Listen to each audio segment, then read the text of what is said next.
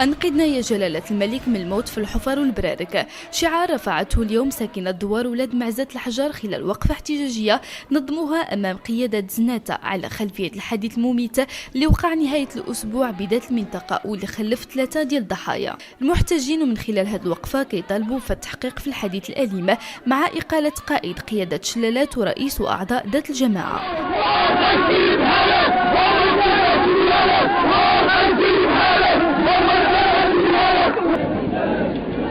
الوقفة عرفت حضور عدد كبير من ساكنة المنطقة وكذا حضور أمني مكثف تحسبا لأي مشكل.